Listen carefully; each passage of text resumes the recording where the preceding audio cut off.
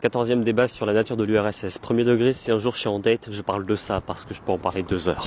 Alors bien évidemment, le mot communisme est polysémique. Et lorsqu'on parle d'une organisation sociale, du mode de production communiste, celle-ci n'est atteinte que s'il y a les 3 conditions qui sont remplies. 3 conditions, je dis qu'il y en a 3 pour que ce soit plus facile à vulgariser, mais en réalité les 2 autres découlent de la première. Dans l'ouvrage de Engels, compagnon d'armes de Marx, on va dire, l'origine de la famille, de la propriété privée de l'État, il explique bien que l'État étant une machine utilisée pour opprimer le prolétariat, un instrument de domination de classe, celui-ci doit être renversé. Et à la fin, puisque les conditions sociales qui ont permis son développement ne seront plus, c'est-à-dire qu'il n'y a plus de classe opprimée et de classe oppresseuse, et ben celle-ci sera renvoyée au même endroit que le brouet, enfin, ou je sais plus, parce qu'en fait moi je vois pas le texte que vous voyez en fait. Donc là, je le fais de mémoire en fait. Or, l'État étant un instrument pour pouvoir opprimer la classe dominée, si jamais il n'y a pas d'État, cela sous-entend qu'il n'y a plus de classe à opprimer. Ce qui veut dire qu'en gros, il n'y a plus de classe sociale, parce qu'elles agissent en rapport les unes aux autres, les classes sociales. Parce qu'elles ont différentes places dans les rapports de production, et elles sont définies par le fait qu'elles ont différents intérêts. Voilà, pour faire très simple.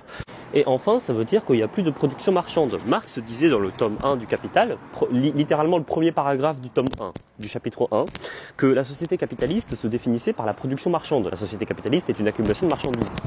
Ce qu'on peut voir, c'est que Engels explique dans la critique du programme de Gotha que sous la société socialiste, donc communiste, les deux sont synonymes quand ils sont utilisés par Marx et Engels, pour parler à la fois du mouvement socialiste et du mode de production socialiste. Moi je sais, ça a l'air compliqué, mais bon, t'inquiète. Il explique que les gens, ils régleront les échanges sans la fameuse valeur.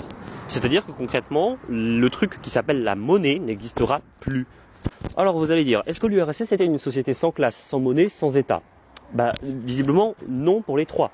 Mais les communistes ne veulent pas passer directement à cette société. Ils veulent d'abord construire les conditions nécessaires pour pouvoir l'établir.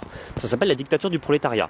Cette phrase transitoire entre le capitalisme et le socialisme s'appelle la dictature du prolétariat. Concrètement, ça veut dire que le prolétariat, la classe ouvrière, a le pouvoir.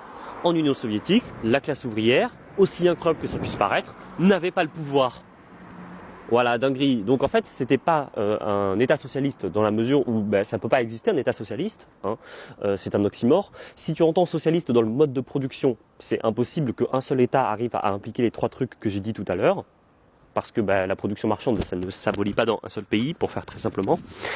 Et c'était pas non plus une dictature du prolétariat, parce que tout simplement, le prolétariat n'avait pas de moyens concrètement d'exercer le pouvoir, d'exercer la planification économique selon ses propres intérêts. On peut le prouver notamment par le fait que la moitié du budget était concrètement utilisée pour l'armée, même après l'invention de l'arme atomique.